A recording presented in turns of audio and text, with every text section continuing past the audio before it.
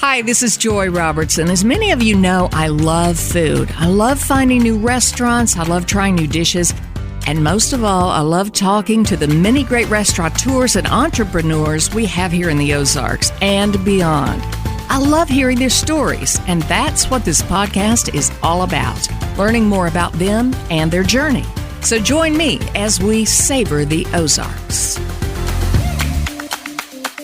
Okay, if you spent any time at all on historic Commercial Street in Springfield, this is kind of a hub for international food. And the man who's responsible for, I would say, the majority of it on this street is sitting right in front of me, Joe Gidman. We are sitting outside under an arbor at Van Gogh's Eaterie. What a beautiful place. Joe, how you doing? Oh, I'm doing great, Joy. Nice to see you and hang out and have a cup of tea with you this morning. Absolutely. I just love this place. So you have Van Gogh's, you have Café Cusco, you have Chabom Teas Spices. We can only imagine what you might do next. But for today, we're going to concentrate on Van Gogh's. And you didn't just wake up one day and decide you were going to open a Dutch restaurant. You lived it. How did you get your experience? What led you overseas, and what made you fall for the cuisine of that country? So I think I fell in love with the culture, honestly, more than I fell in love with the food. So I love Dutch food. I love European food, but Dutch food in general can be a little bit on the simple side. And so I think we've been allowing ourselves to be a little bit more creative with it, especially with the Dutch pancakes. But for me, this all started back in college. I actually had a group of friends that were all Dutch exchange students, and they had come to the school that I was attending, and I just absolutely loved everything about them, everything about their culture, and made a point that I wanted to go there. So I made plans, and the next year I became an exchange student, not just in the Netherlands, but at their university. I made a point to go there to their university. And that's kind of where it all started. And while I was there, one of the things that was interesting is we would have what we call Dutch pancake parties. And so the Dutch pancake, it's more like a crepe. It's very similar to a crepe. It just has a little bit more egg content, so a little more protein. But they lay it flat, and it's very open-faced. And traditionally in the Netherlands, it'll just have simple things like cheese or apples or bacon on it. There's kind of a new style that's developed, especially around Amsterdam, where you put your ice cream and your fruits and all your savory stuff. You can have chicken and spinach and pesto sauce. So our style is more the new style, giving us the chance to be more creative here. But my Dutch friends loved fluffy American pancakes. So we would get together and we'd have pancake parties. And so the Americans in the group, we would make fluffy American pancakes with syrup and maybe chocolate sauce or whipped cream, something like that. And then they would make the crepes with all the savory stuff. And then we would just kind of combine them all and, drink a Heineken or a glass of wine, and usually, honestly, in the middle of the night, we would do this late at night and just stuff ourselves with pancakes and have fun. And so that's kind of where this all started, was with that. You always want what you don't have or what you can't have, right? They like our kind of pancakes, and you were very taken with their style of pancakes. So you say it's a little bit more modern. You're really, really innovative, I think, with the toppings for these. Mm-hmm. Is it the Rotterdam, the one that is just so... Oh, yeah. So I find that one so savory and so filling. What all do you have on that one? So the Rotterdam has the toppings on it are actually our toppings of what's called a capsalon, which... so let me explain the capsalon. Yeah. So the Dutch love French fries. They're obsessed with French fries. In fact, they'll tell you that they invented them, not the French, And capsalon is actually a Dutch word that means hairdresser. And so the way the story goes is in the city of Rotterdam, which Rotterdam is the city that I lived in. There was a hairdresser that would go out to a street stand and get French fries, but that hairdresser also really liked the toppings, like shawarma toppings. That's what. Yes, yeah. So there'd be like a Middle Eastern stand there that would do shawarma, and so he would go and get his French fries and then go over to the shawarma stand and order all the toppings. So it's your kind of cucumber, garlic, dill sauce, and then fresh like lettuce lettuce, vegetables, and then your shawarma meat, so kind of Middle Eastern spiced seasoned meats. But he put it on top of his French fries. And in the city of Rotterdam, that picked up and became an actual dish that is very, very popular and very known and very created there. And so that's called Kapsalon, named after the hairdresser. So we have a pancake called the Rotterdam, which is all the same toppings, but on a pancake. And so you end up with this 12-inch giant crepe open-faced pancake with just this slow cooked, seasoned Middle Eastern style shawarma beef, and then cheese and our curry ketchup, which the curry ketchup Obsessed. is one of my favorite things. It's kind of just a robust, spicy. It's ketchup on steroids, with all your kind of curry seasoning and black pepper and sambal and all that kind of stuff in it, and then cucumbers, tomatoes. So it's like a salad and a really sinful, cheesy, seasoned beef dish and a pancake and all your sauces all in one dish, which sounds like a lot. It is a lot. Well, it's a hearty dish. And I jumped right into the food at the beginning of this because I want people, when they think of Van Gogh's and they hear pancakes, I want them to think way outside the box here. Because it's not just come in and have, like you say, pancakes and syrup, which, by the way, you do make your own syrup, which is killer. But so the Dutch pancakes were one of the starters for you. Now tell me if I'm saying this right. The little pufferges, are those the pufferges? You say it. Pulfrages. Okay, so those are the tiny, teeny little eat kind of one at a time pancakes. So there's something sweet, there's something savory. But at what point, Joe, when you were so you were not in Amsterdam, you were in Rotterdam. Okay. At what point did you think, I might be able to make this work as a restaurant back home? When did you come to that point? Oh, I probably dreamed of that, honestly, way back when I was in college. So, now, you're talking 20 years ago. But I spent a lot of time, not just there as a student, but I kind of became one of those vagabonds around Europe. I traveled everywhere, I'd get a piece of bread, put it in my backpack, and hop on a train and be in 3 countries before sunset. And I loved it. And I actually, for a long period of my life, anytime I could, I'd bartend and put money away, and I'd jump on a plane and I'd go back to Europe and travel somewhere. And so I think that the longer I was there and the more I fell in love with not just the Dutch culture, but the European culture, the more I really wanted part of that back here at home. There's a mindset not just about food, but just about what you do during the day. Those kind of moments of they don't rush things as much. We rush everything. We want convenience. We want quick, and we sacrifice quality and we sacrifice experience for that here sometimes. So I think that all began back then. When did I finally say I can really do this? I don't know. My whole life, I do a lot of things that are just dreams. I'm not really sure if they're feasible, but I just make them happen. So. I want to back up a second. Where did you go to college? So I actually went to College of the Ozarks down in Branson area, Point Lookout. Yeah, and my degree was actually in art. So what got me here, I don't know, life's a pretzel. But this is my art now. Is kind of creating full 3-dimensional experiences and spaces that come all the way down, all your senses, and including food. I love food.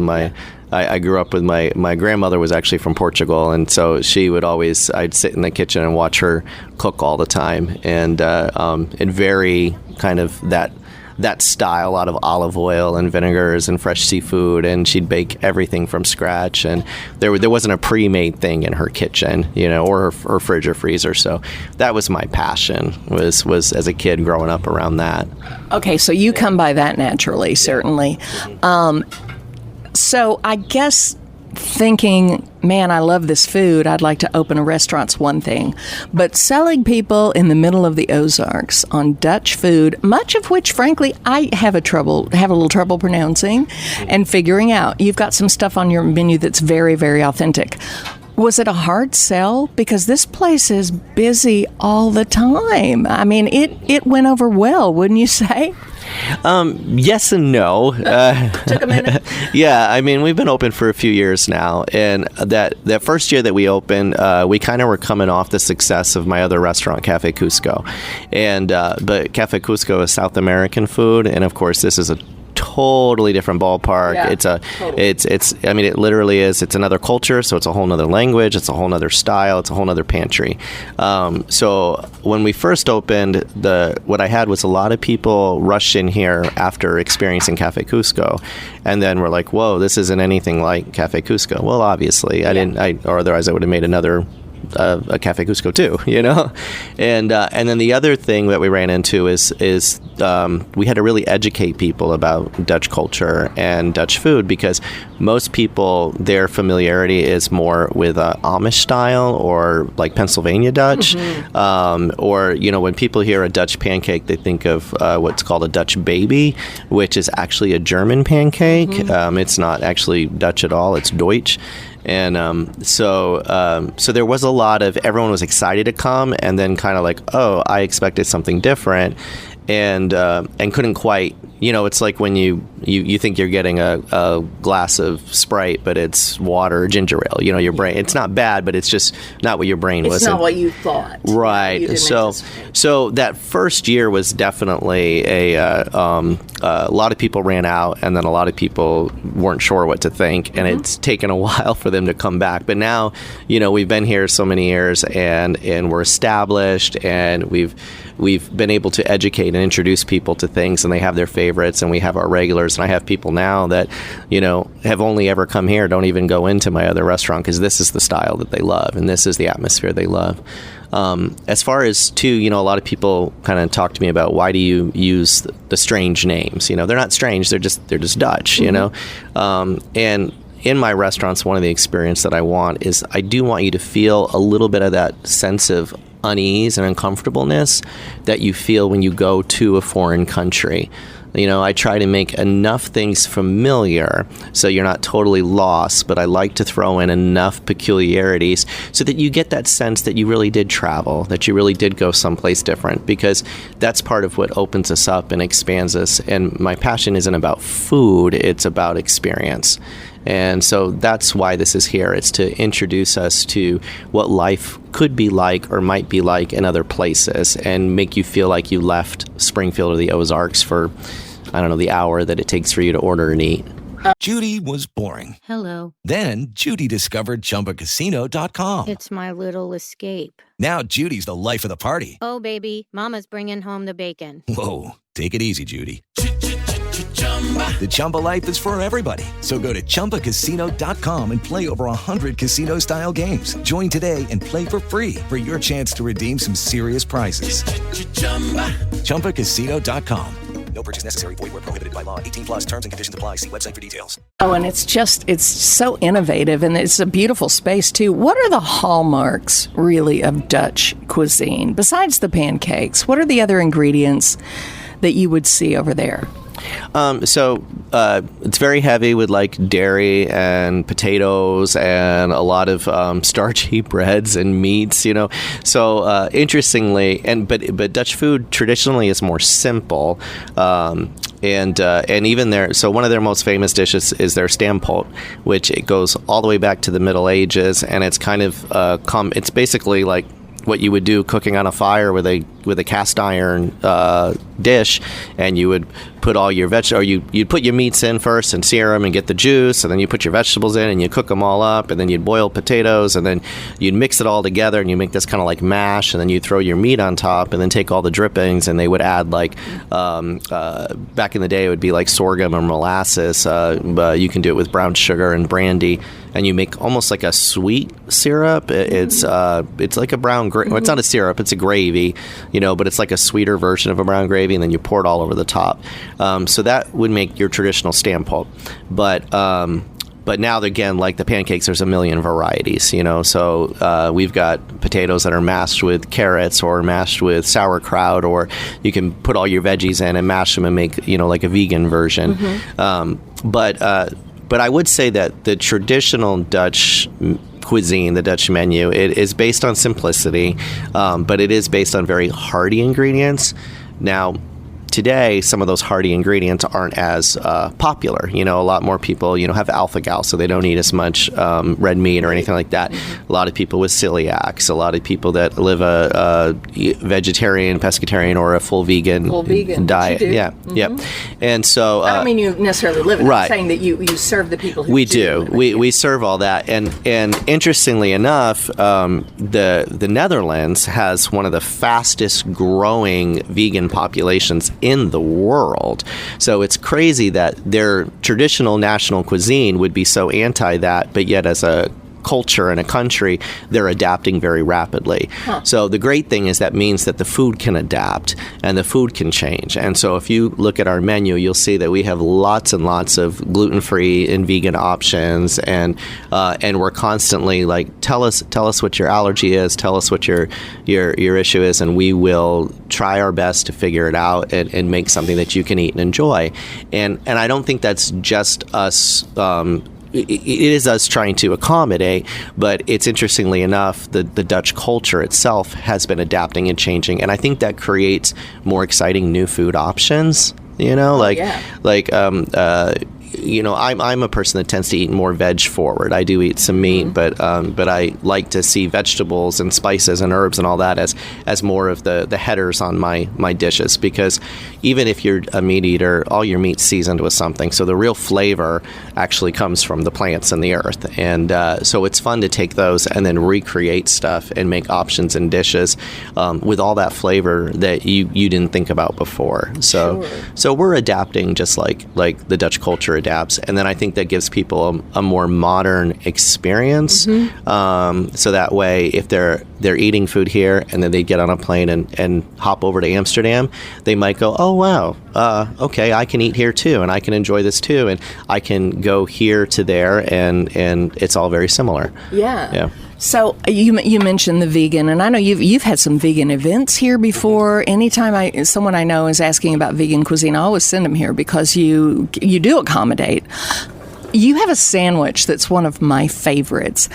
Nancy somebody. I can't think of her name. Nancy Olufsen or something like that. Okay, so I'm going to let you tell that story about it. So it's an open-faced sandwich with a beet hummus that's fabulous. But that part of the menu says a lot about you because you included, that's a friend of yours. Yes, so it's the Nancy Althoff, and who is actually one of my closest friends there. She was part of the original students that had come to my university, and honestly, one of the main reasons why I wanted to be there. And if anybody ever gets the chance to meet her in life, she's got a bigger than life personality, but she also is an author.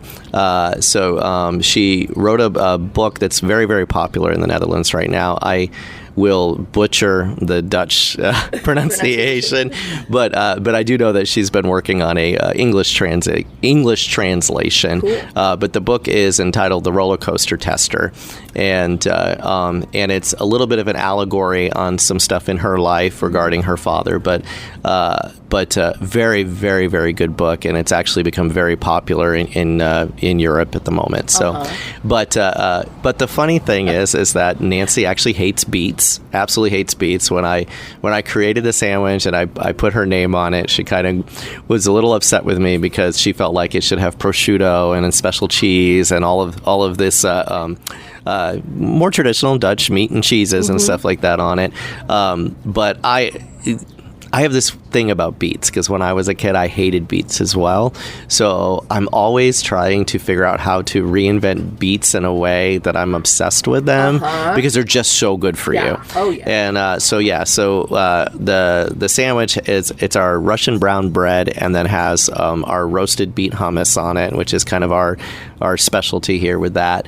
And then we put our sunflower pesto on there. And if you're a pesto eater but you can't have like pine nuts or anything like that, we do ours with sunflower seeds. Which is, and that goes with the Van Gogh's theme with the sunflowers and all that. And then we have kind of thin shaved asparagus on there, and then the arugula, which arugula is a hallmark of Dutch food, and then fresh cucumbers, and then another slice of the Russian brown bread. So it's kind of simple, but it's got a lot of flavors going on, and it's super colorful because that beet hummus has like this rich ruby color, and then our pesto is, it can't get any greener than it is. It's a very just vibrant, bright green, and then the nice brown bread and all that. So it's a beautiful sandwich to look at, and probably even more beautiful to eat. Well, I go at it with a knife and fork and just absolutely love it. And it's one of those things that's, if someone came here and thought, you can get as hearty of a meal here as you can get anywhere, but you can also eat a little bit lighter. It's a hearty sandwich, yet it doesn't make me feel like in the middle of the day that I've necessarily eaten too much. That's just a beautiful menu item, as are so many things. What are the favorites here? So I would say among our customers, people are obsessed with the Pulfridges. They're just if you kind of wanted to think like, where did maybe like in the Ozarks we have the silver dollar pancakes, where did those originate? They probably came from Dutch settlers originally. So that's what the Pulfridges are, just basically like tiny little coin-sized pancakes. They're super cute. You get them in a little bowl with a ton of powdered sugar. If anybody thought that the Dutch ate healthy, think again. Yeah, they eat simple, they eat natural, and they eat preservative free. I would say that. But as far as healthy, no, they like their carbs, they like their fats, they love their sugar, and so if you were to take those little baby pancakes and put a huge blob of butter on top and as much powdered sugar as you can imagine, and then you take a little wooden fork and you pick them up and you dip them into what we call our stroop, which is our Dutch syrup, and we make that here as well. We basically take gallons and gallons of apple juice, add a bunch of spices, and then we just reduce and reduce and reduce until it comes up with this thick syrup. But that's definitely a hallmark here. We run out of those. We almost can't make enough on the weekends. Well, and it takes a minute to make them. You have a special contraption, a machine that you've shown me how to do that, and they're perfect. And I love the way you serve them in the bowl, like you said, with the little fork. They're delicious. Perfect for sharing, although I don't always want to share those. Sometimes they're all for me. And pro tip, when you get yourself the Rotterdam with the shawarma meat all over the top, always ask for a little thing of syrup, because that gives you a little dessert at the end to dip the little pancake in. Oh my gosh, it's so good. Your decor is beautiful. Big painting of Van Gogh right when you walk in. You've got outdoor seating. The wooden shoes, did those come from over there? When you look around, you see all the Dutch decor. I would say at this point, honestly, maybe only 10 to 15% is my own collection. Gift giving is very much a part of Dutch culture, and it's not. Like in the U.S., when we give gifts, it kind of is like, what do you think the person wants? What can they need? Stuff like that. Where I think the Dutch tend to give more simple gifts that have meaning to them, and sometimes something they're attached to. So what we noticed right after we opened was that there were actual either Dutch citizens that were traveling through, or people that had Dutch ancestry, and they were showing up at the restaurant and so thankful that we were here, and they would say, "Hey, I had this pottery that was passed down from in my family," or "These were my grandfather's wooden shoes," or "I have this flag that," some of them even, we had some people that had already planned a trip to the U.S., knew about this restaurant, and actually brought us souvenirs from the Netherlands. Didn't know us at all, but showed up and said, we were thankful that you're here. We're thankful that you're introducing people to our culture, and we want to give this to you. So we've just taken all of that and started putting up on the walls and putting them in glass display cases. I've got some stuff that I haven't gotten around to putting up yet. So if you look at all the flags hanging and the Dutch shoes and the little bits of porcelain and pottery, those were all gifts. They were all gifts where people wanted something from their family or something from their travels or their life to be here. We even have, what's really cool, we have a picture up in the front that is, I don't know what its worth is, but it was, maybe in the 60s or something like that. It was kind of the last time that the largest amount of royalty in Europe all gathered and met at one time in The Hague. And so we have this really nice frame photo up there that shows all the kings and queens and princesses and princes of Europe at the time and says who they are on the bottom. And that's not even just a cool thing to have, but it's a capture of a piece of history, a day in history that all those people for the last time were ever gathered together for safety reasons or whatnot, So we've got a flag hanging that was given to us by the Dutch consulate that was the Dutch-American friendship flag that had hung over the embassy during the 200-year anniversary of a treaty of the friendship between the U.S. and the Netherlands. Wow. So some really neat items in here. It's almost a museum. It really is. Well, be sure to check out Van Gogh's on Historic C Street. It's a very happy place. It's a beautifully decorated space. You'll feel good in it, and you'll certainly feel good after you try some of the cuisine. You can come in for breakfast, lunch, dinner 7 days a week. Yes, 7 days a week. We close at 2 o'clock on Sunday, though. That's we take Sunday afternoon to relax and enjoy ourselves. Yeah, we need that. But the rest of the week, Monday through Saturday, we're open breakfast, lunch, and dinner. Okay, Joe Gidman, I look forward to another conversation about the little place up the street that started it all, Café Cusco. But for now, thank you so much. Thank you, Joy. Always a pleasure.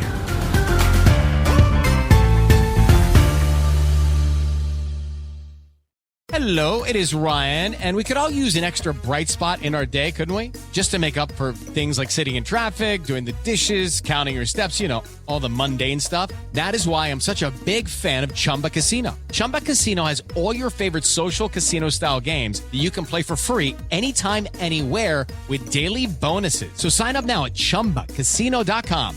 That's ChumbaCasino.com. Sponsored by Chumba Casino. No purchase necessary. VGW Group. Void where prohibited by law. 18 plus. Terms and conditions apply.